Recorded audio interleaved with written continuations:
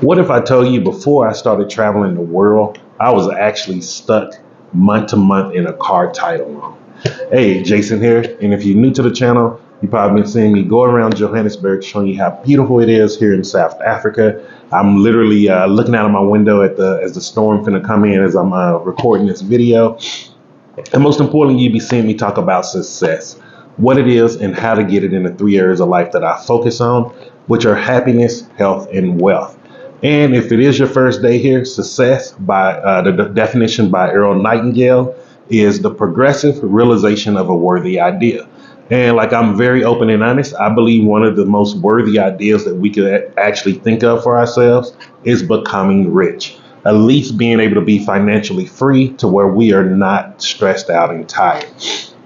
And so, like, I wanted to talk about today, like, because sometimes I think people, we've all been taught to look at people for their results and not actually find out the story of how they got there.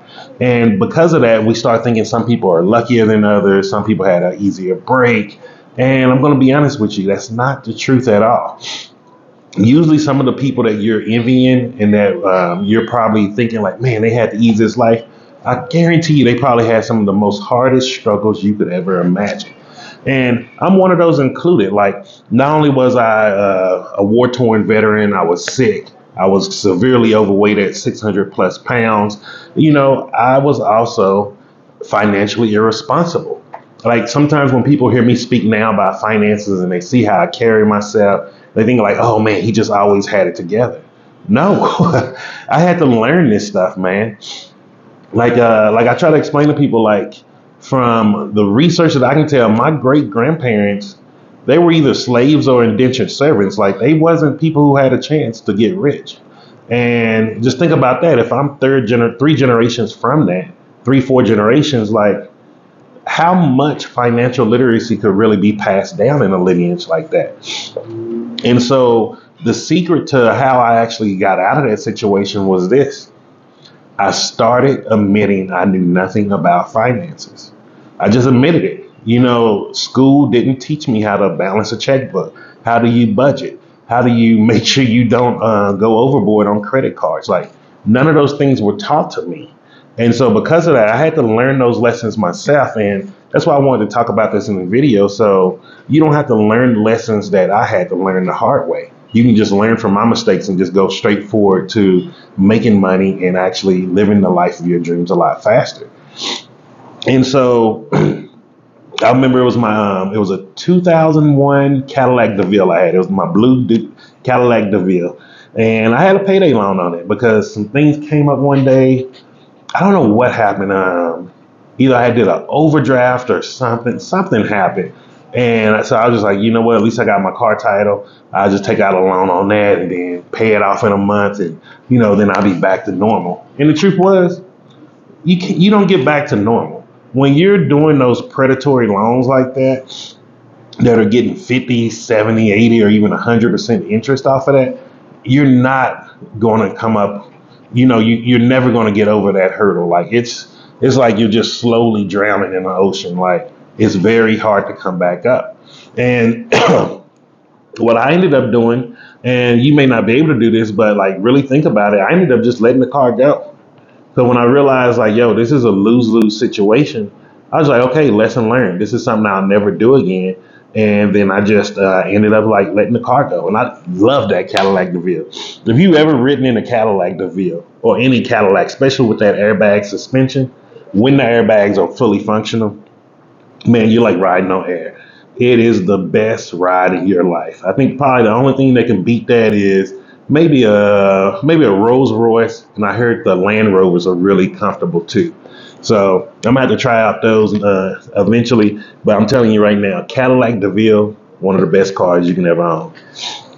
And so once I ended up letting it go, like you would think like, oh, okay, now Jason got it together. He's gonna get his finances right. I was still making mistakes. I was still doing overdrafts. I was just still being irresponsible with money. And then I had to come to the conclusion that I don't know how to use money at all. Like I was never taught. This is how you save. This is how you do this. This is how you do that. And all I knew was just if I see a bill, pay it. And if I want some food, just pay for it. If I do go somewhere, just swipe. And so because of that was my knowledge and awareness of money, guess what happened? I couldn't go very far. And I see this on a daily basis in so many countries that I live in. And it baffles me, but it saddens me at the same time because, like, some countries, they don't have access to all of this information. I can say for sure, like, I didn't see any financial advisors or teachers that really were talking good things in Central and South America. I hear some people talking about them throughout TikTok and stuff like that. Sound like they may be teachers of some of the big guys, such as either Dave Ramsey or Robert Kiyosaki. So I do hear some good things here in South Africa. However, most people are not in that algorithm because most of the people here are in the algorithm of dancing, piano, things like that. And so the first thing that you really want to start doing if you really want to start changing your finances, and this is what I did, I started finding a mentor around money. In the beginning, it was Dave Ramsey and Susie Orman. Now I use John Hope and then John Hope Bryan, and then I use Grant Cardone and Robert Kiyosaki also. And you want to continue getting mentors because you want to start studying and really understand money. And if you can grasp their knowledge of money, then you'll really get a jump start on changing your life, especially financially. And like one of the other things that I want to recommend, because I'm gonna make this a real short video, is start reading books about money. Rich Dad Poor Dad is a great one if you're new into reading financial books. It's a very easy read. It's a great story, and it's relatable to most people. This one here, now this book that I have in my hand, every person that I've studied from any type of money or success or business, they recommended this book, and this is The Richest Man in Babylon. I love this book. It gives you the 10 golden rules, the 10 rules of gold, and it talks to you about exactly how you have to just get started where you are and when it comes to becoming financially free. Now you may be like, well, what does that mean starting where I'm from? It means you can't get upset that you didn't have the head start you may deserve. And this was one of the biggest life lessons I had to learn. I was like, I had to stop getting upset that, oh, I didn't have a father to teach me, that I didn't have a 2-parent income household, that I didn't have family that was more financially aware and literate. And once I realized, I was like, look, this is the start I got. Instead of sitting here complaining, let me start running my race. And as I started running my financial race of learning how to understand money from where I started, which was somebody who was doing car title loans, someone who was overdrafting their account. You know, I went to someone who was able to save up to go on a cruise. Then it was to save up to go overseas on a vacation. Then it went to a person who was able to start having, I started having maid service in my house in America. Then after that, we decided to leave the United States. And then from there, you see me now here in South Africa, like still becoming a world nomad and just traveling around. Like I didn't do this overnight. Like this was about a good 12 years of hard work that you see and put in front of you right now. And instead of being like, oh man, that's a long time. And think of the other side of it. Like, let's say if it took you 7 years because you getting a head start because you're hearing some of the things that I'm telling you that I made mistakes in. Or what if it took you 5 years?